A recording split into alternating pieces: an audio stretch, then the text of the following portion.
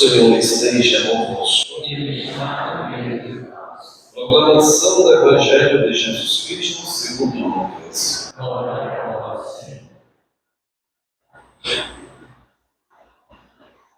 Naquele tempo, os publicanos e pecadores aproximavam-se de Jesus para o escutar. Os fariseus, porém, e os mestres da lei criticavam Jesus. Este homem acolhe os pecadores e faz refeição com eles. Então Jesus contou-lhes esta parábola. O homem tinha 2 filhos. O filho mais novo disse ao pai: Pai, dá-me a parte da herança que me cabe. E o pai dividiu os bens entre eles. Poucos dias depois, o filho mais novo juntou o que era seu e partiu para um lugar distante. E ali esbanjou tudo o que tinha numa vida desenfreada. Quando tinha gasto tudo o que possuía, houve uma grande fome naquela região e ele começou a passar necessidade. Então foi pedir trabalho ao homem do lugar, que o mandou para o seu campo cuidar dos porcos. O rapaz queria matar a fome com a comida que os porcos comiam, mas nem isto lhe davam. Então caiu em si e disse: Quantos empregados o meu pai tem pão com fartura, e eu aqui morrendo de fome? Vou-me embora. Vou voltar para o meu pai e dizer: Pai, pequei contra Deus e contra ti. Já não mereço ser chamado teu filho. Trata-me como um dos teus empregados.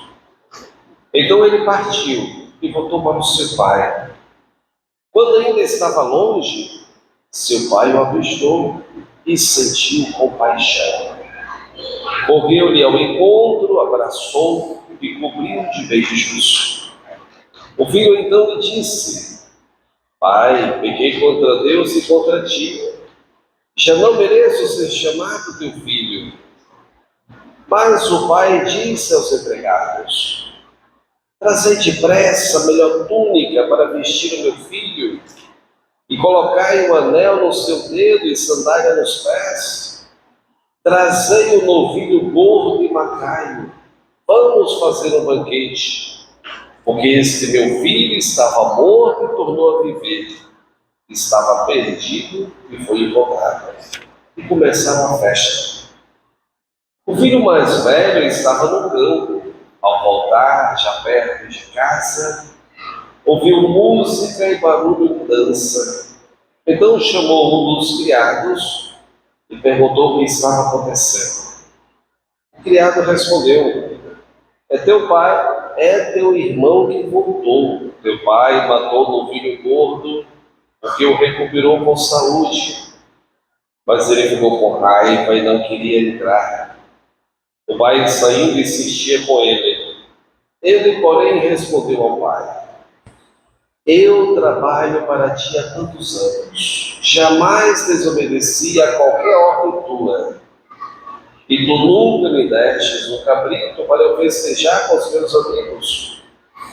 Quando chegou esse teu filho, que esbanjou teus bens com prostitutas, matas para ele o novilho cevado.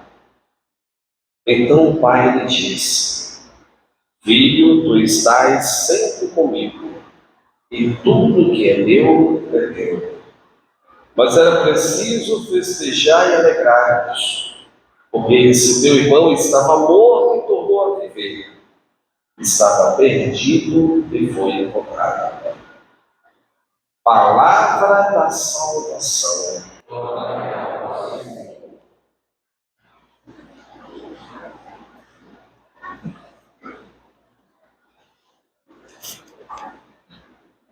Lucas, capítulo 15, de 11 a 32.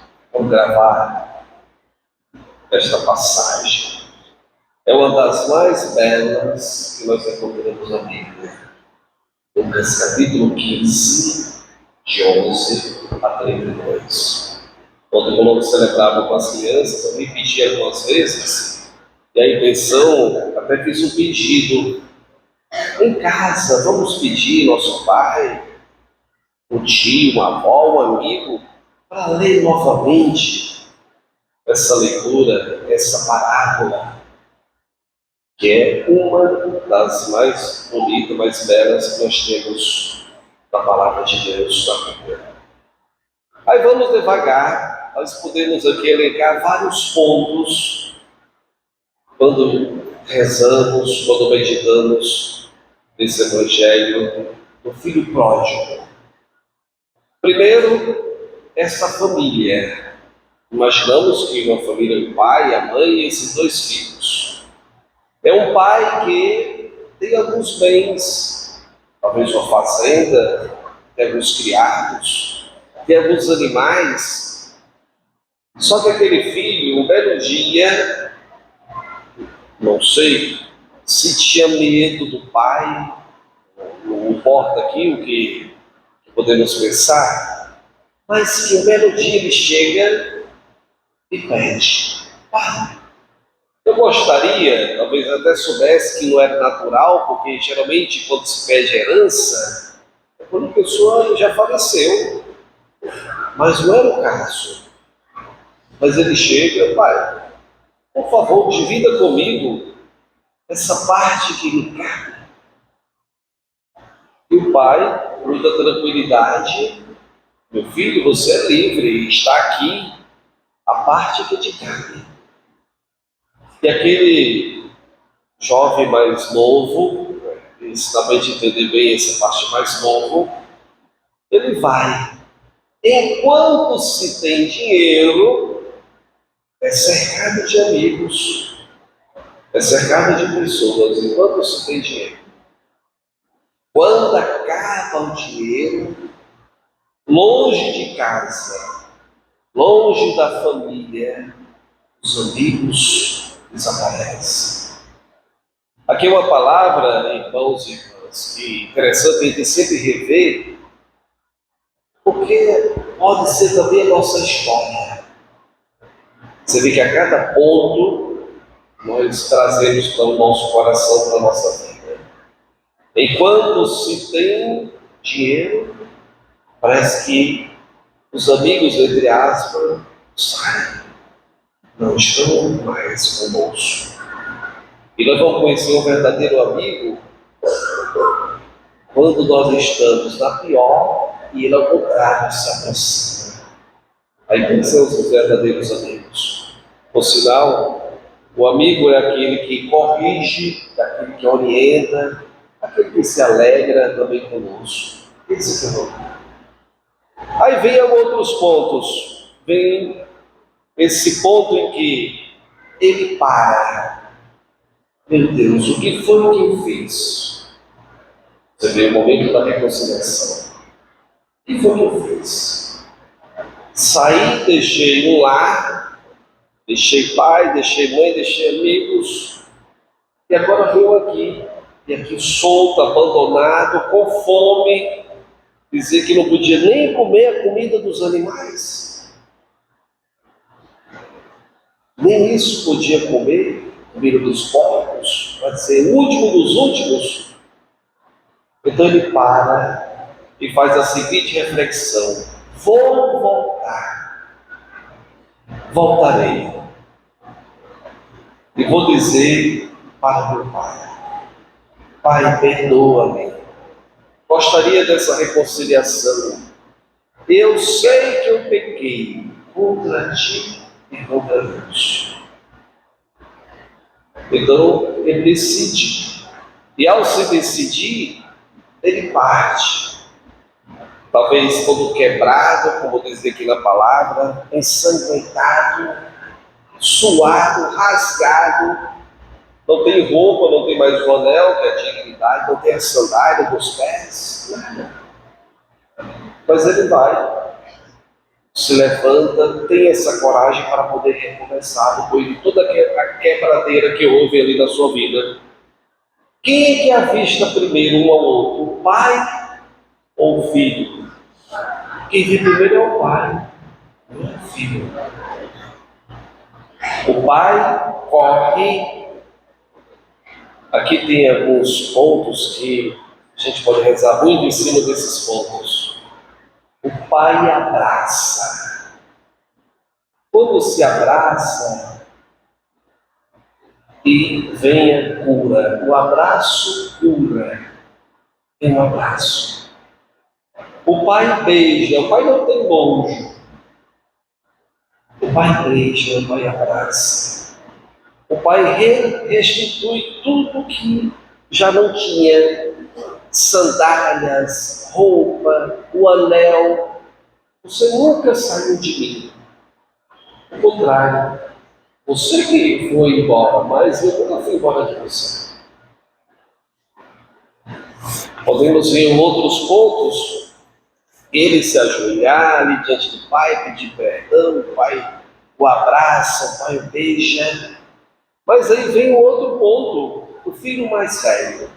O filho mais velho talvez nunca entendeu o que estava acontecendo. Era um pouquinho complicado para entender. Mas faz essa pergunta ao pai: pai, por que tudo isso? Por que essa festa? Vocês prestaram atenção que 2 vezes o pai diz, tanto para os empregados, como diz agora para o filho: filho, era preciso festejar, alegrar-nos, porque esse teu irmão estava morto e tornou a viver, estava perdido e foi encontrado. É necessário festa, é necessário nos alegrarmos. Aqui vem algumas perguntas para cada um de nós. Quem somos nessa história? Quem somos nós? Eu sou um pai que dou a liberdade, que eu espero que um dia volte. Eu tenho misericórdia, tenho compaixão. Eu sou esse filho que muitas vezes erra, mas se levanta, vai. Muitas vezes é difícil pedir perdão, mas ele vai. Vai um momento difícil da sua vida, vai lá para se reconciliar. Ou eu sou esse irmão mais velho, que não entendo, não quero compreender, por que eu tenho que dar uma chance? Por que eu tenho que dizer, meu pai, não é verdade, pai, vamos fazer o que com ele, vamos nos alegrar, fazer com que ele retorne. O ciúme, não sei, o medo, por quê? Eu que tentei fazer tudo muito certo. Por que dá essa chance a esse meu irmão? Essa história, quem somos? Por isso eu repito a passagem. Evangelho de São Lucas, capítulo 15, de 11 a 32. Seria interessante de rever, nós estamos celebrando o 4º domingo dessa quaresma. É um tempo de reconciliação. É um tempo de dar uma olhada para o nosso coração. É o tempo de olharmos o outro. É tempo de ver como é que eu estou com Deus. Este é o tempo. Louvado seja nosso Senhor Jesus Cristo.